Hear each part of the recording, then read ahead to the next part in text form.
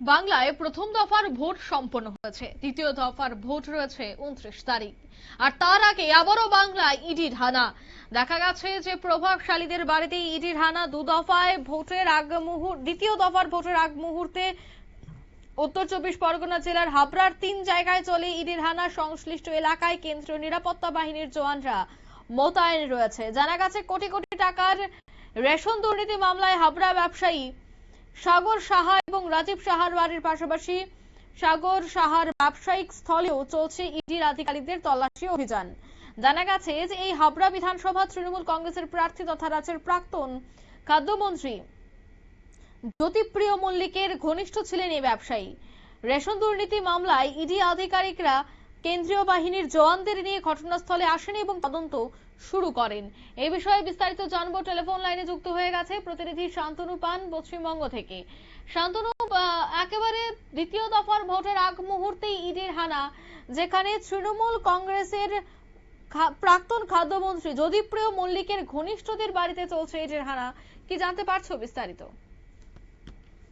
তোমায় জানিয়ে রাখবো যে 4 দিন পর কিন্তু রাজ্যে দ্বিতীয় দফা নির্বাচন এবং নির্বাচন হল থেকে উত্তর 24 পরগনা, দক্ষিণ 24 পরগনা, কলকাতা সহ পার্শ্ববর্তী জেলাগুলিতে। এবং সেই জায়গায় দাঁড়িয়ে শনিবার সাত সকালে একেবারে উত্তর 24 পরগনা জেলার যে হাবড়া রয়েছে, সেই হাবড়ার 3 জায়গায় একসাথে ইডির হানা দেয়।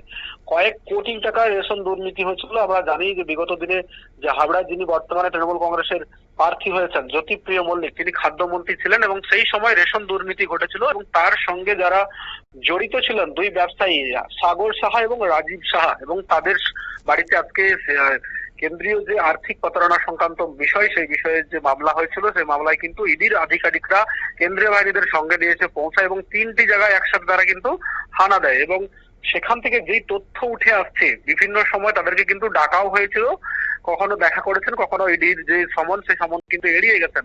একেবারে ভোটের প্রাককালে, ভোটের মুখে দাঁড়িয়ে যেখানে খাদ্যমন্ত্রী জ্যোতিপ্রিয় মল্লিক তিনি কিন্তু আবারও সেখান থেকে ক্যান্ডিডেট হয়েছেন, প্রতিদ্বন্দ্বিতা করছেন ভোটে। এবং এই যে ইডির হানা কোথাও রাজনৈতিক উদ্দেশ্য প্রণোদিত, এমনটাই কিন্তু তৃণমূল কংগ্রেসের পক্ষ থেকে দাবি করা হচ্ছে। তবে কেন্দ্রীয় এজেন্সি, তারা কিন্তু স্বশাসিত সংস্থা, তারা যে কোনো সময় যে কোনো দুর্নীতির তদন্ত করতে পারে, এমনটাই কিন্তু নিয়ম মাফিক আইনে বলা রয়েছে। স্বাভাবিকভাবেই এই যে ভোট পর্ব, এই ভোট পর্ব চলাকালীন আবারও যে ইডির হানা, তা কার্যত রাজনৈতিক ভাবে কিন্তু যথেষ্ট গুরুত্বপূর্ণ ভাবে দেখছে শাসক দল।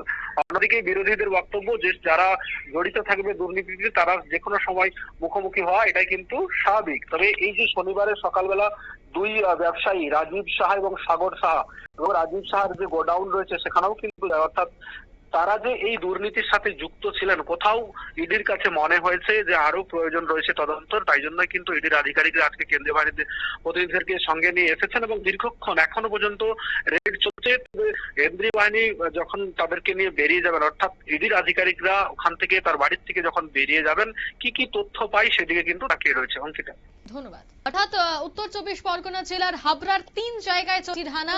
এই হানায় এখনো জানা গেছে যে সকাল 5টা থেকে শুরু হলেও বিভিন্ন তথ্য খতিয়ে দেখা হচ্ছে এবং তৃণমূল কংগ্রেসের প্রাক্তন খাদ্যমন্ত্রীর সাথে খাস তালুক তাদের এবং ব্যবসা, অন্যদিকে রেশন দুর্নীতির সাথে যুক্ত রয়েছে বলে এখনো পর্যন্ত যে অভিযোগ উঠে আসছে। তবে সবটাই ইডির তল্লাশির পর কি বেরিয়ে আসে সেটার উপরই ভিত্তি করছে। এই মুহূর্তের সংবাদ এ পর্যন্ত। আমাদের পরবর্তী নিউজ আপডেট দেখার জন্য অবশ্যই নজর রাখবেন শুধুমাত্র নিউজ ভ্যানগার্ডের পর্দায়। ধন্যবাদ।